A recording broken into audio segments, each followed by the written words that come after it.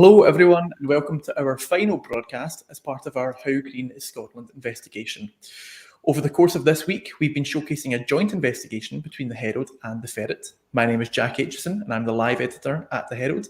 And I'm joined today by Karin Goodwin, a journalist at the Ferret, and Holly Gillibrand, an activist with the youth campaign group Fridays for Future.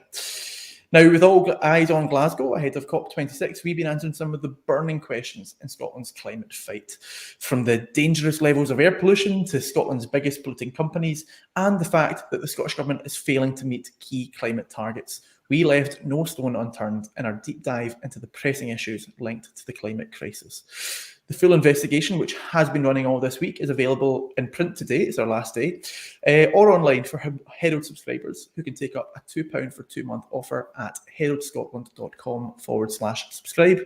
And of course, you can view it on the Ferret, taking up their offer of £3 for 1 month at theferret.scot/subscribe. So as I say, I'm joined today by Karin Goodwin. Karin, I'll start with you. This has been a pretty fantastic investigation, pretty eye-opening, I would say. Obviously, I'm biased, but I've been really interested in the work that we've had over the last week. Do you mind just sort of giving me a run-through of some of the key points that were raised over the course of the last week? Sure. So it's been a busy week running from Tuesday until today, Sunday.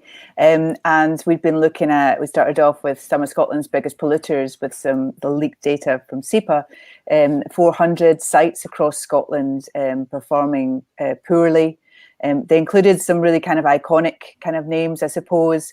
2 big oil companies, Exxon Mobil and Ineos, Grangemouth Chemical Plant, Faslane, 4 of Scotland's airports, and of course, good old Trump's Turnberry as well, amongst others.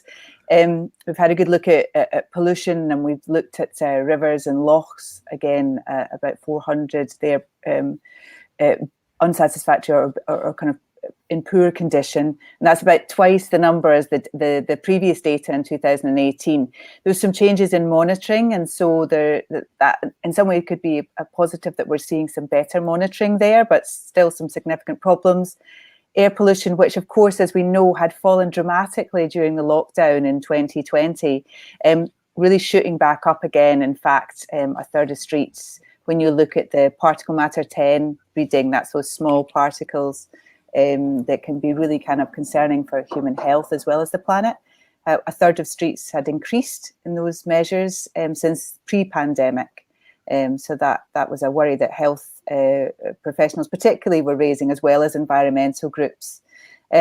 We've also looked at natural habitats and species and just seen some really worrying declines, which obviously, again, have been talked about for a while, but really charting that over 1,000 species and natural habitats in poor condition, and dozens of them negatively affected by climate change, and some really iconic species there, Scottish wildcats and hedgehogs suffering, and even capercaillie, Scotland's kind of iconic birds.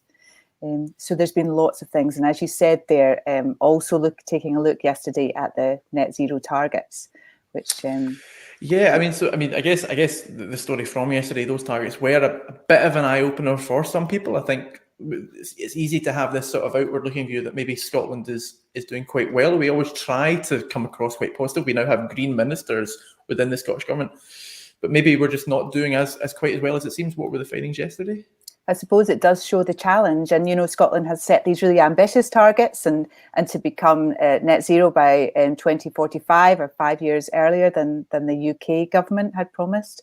But looking at the most recent figures, which are from 2019, 5 out of the 7 key sectors were failing there, which is quite a worry. Now, the Scottish Government would say it's done lots since then to try and address those.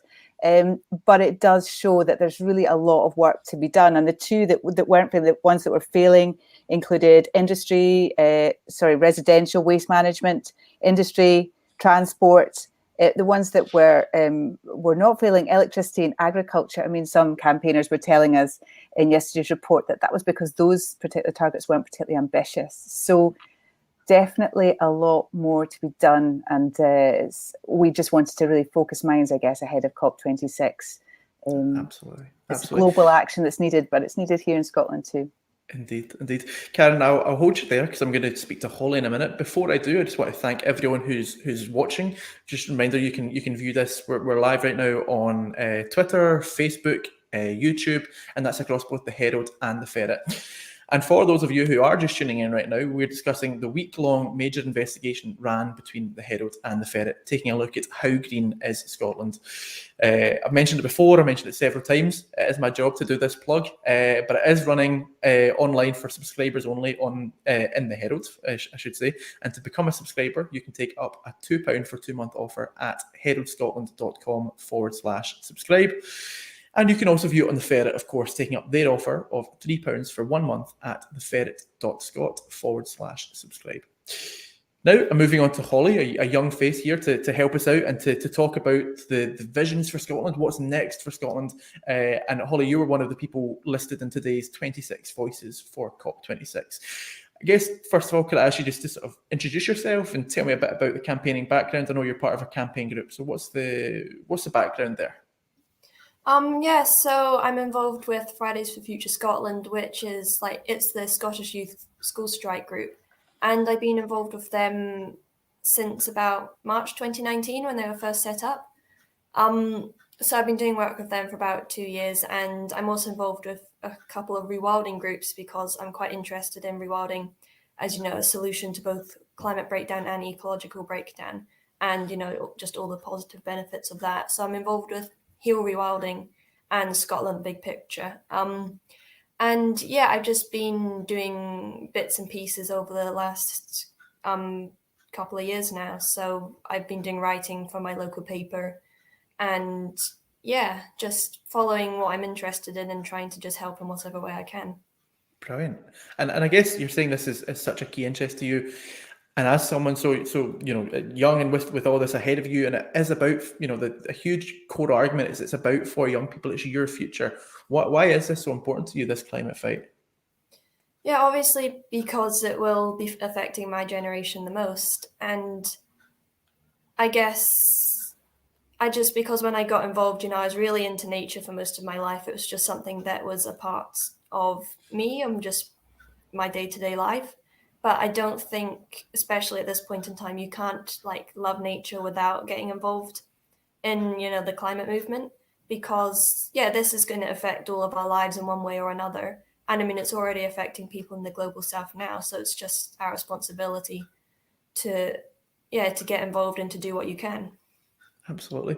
Now, in today's story that's featured in the Herald and the Ferret, you set out, among 26 others, your vision for how Scotland can create a more sustainable and hopeful future. Do you mind just sort of setting out what your vision was? What was it that you wrote in today's piece?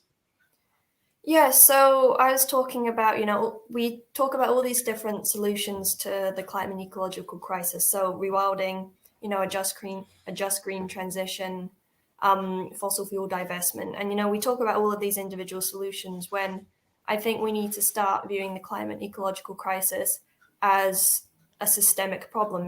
It's not a coincidence that we're experiencing all these different societal problems at the same time. It has a root cause, which is the system we live in. And I think to solve the climate and ecological crisis, we need to start thinking about the root problem and fixing it from the roots. And I don't think we're doing that at the moment because, the government's always talking about, planting trees and renewable energy and trying to solve this without looking at the bigger picture. So, and, wanting to carry on with business as usual when ultimately business as usual is what is causing this. And so, it's just about thinking about this as a systemic problem instead of lots of individual problems that can be fixed without changing basically how our society works. Okay, very, very good points there and very well put. Now, you are an activist by nature, an activist by description. Are you planning to protest at COP26? We know there's going to be quite a lot. We were discussing it just before this broadcast started. We're preparing for streets to be closed, for thousands of people to come to Glasgow. Are you going to be one of them? Yeah, I am hoping to go down for the middle weekend, so joining the school strike and the day of action on the Saturday, I think. And what are your hopes for that? You think that'll be, what's the message coming across at these protests? Yeah, it's just that, first of all, we need to uproot the system and we need action out of COP. And I think we're viewing COP, well, I think certainly politicians are viewing COP as an end in itself, go to COP, look good, come out, and then not change anything. When at the end of the day, COP has got to be just a stepping stone towards that systemic change that we need. And we need to be acting before COP, even though it's a bit late for governments to turn things around now, but we need to be acting before COP. We need to have real on-the-ground action coming out of COP, and then continuing that action instead of, looking good at COP and then just moving on. This is something that is going to be defining our society for decades, and COP is just, a way of making that happen, but it's not an end in itself. Absolutely. Thank you very much, Holly. Really appreciate your time. I'm going to bring back in Karin now. Karin Goodwin, a journalist at the Ferret. Karin, do you think that the findings of the stories so far have shown that Scotland is looking towards solutions that we're talking about there, or do you think it is maybe along the lines of, they're trying, but they're putting on a good show, and we're not yet reaching the steps that need to be achieved? I think Holly put it really well there, that we're looking at systemic change. And there's a lot of business as usual that continues. And so I suppose that's the challenge now. It's to really move out of where we're at and into a new system that hopefully will not only be better for planet, but for our own lives and well-being as well. And there's lots of examples of that coming through, I think, in today's 26 Voices piece, about how those systems do connect, about how solutions that are rooted in the environment are also solutions for things like poverty, for example, and a lot of other inequalities that we see in our society today. So I think our kind of real deep dive into the data highlights lots of problems. And I think the positive maybe is that people are now more aware and more willing to talk about those problems because they have to. But yeah, there's a lot of change that needs to come. And so for me, hearing from Holly and hearing her speak so articulately about that, and with such an understanding of what's needed, is really hopeful, because I'd like to think the generation coming along underneath will be a real positive push for change, I suppose. Absolutely. Now, just looking back at the investigation overall, sort of looking at the big picture thing, I discussed at the start of the week with Rob Edwards, another journalist at the Ferret, about how the investigation was put together, and I guess parts of that circulated around the fact that one of the initial story came from leaked data. So I guess just for our readers or viewers who may be interested, can you just talk us through sort of how an investigation like this comes to fruition? Yeah, of course. So yeah, I think it included a lot of different elements. And one of the issues that was facing us right away was the fact that we didn't have very up-to-date data. A lot of it hadn't been published, wasn't available. Now, that was partly due to the pandemic and all the pressures that were facing that. Some campaigners might say that became something that meant that, delays could be excused for longer than they might otherwise be. But actually, we were, provided with some leaked data that had come from SEPA, and we were able to verify that and do all the various checks and balances to make sure that was genuine and verifiable. But it did give us insight into information which, in a normal cycle, would have been published but wasn't available. So that became quite an important part of it, I think, and obviously led us to look at some of the worst polluters, which I think it's really important to be able to just check in on the progress of those, particularly ahead of COP. We need to know what's going on. We need regularly published data to be made available, and that also was part of the data we used for lochs and rivers. In terms of the air pollution, again, not all of the data was available, but we were able to use some provisional data that Friends of the Earth Scotland helped us to pull together for a snapshot that we could look at with the confirmed data from 2020 and 2019. So there's a lot of data there, but I suppose we're also trying to kind of make sense of that for readers, not only to ask campaigners and academics and other professionals to analyse it, but to humanise it as well. So, for example, in the air pollution story, speaking to local residents about the effects of air pollution, I think makes that real and hopefully focuses some minds around why it's so important to address these type of issues. So there's really kind of, I suppose, lots of pulling together of different strings and different elements in there. Absolutely. Okay, well, thank you very much, Karin, and thank you, Holly, for coming on. Really appreciate your time as ever, especially on a weekend. And I guess that's it from us. It's been an incredible week, a very busy week for everyone at the Herald and the Ferret. I'd like to thank everyone, all of our audience, for joining us today and for all your questions. I'm sorry we couldn't quite get to all of those.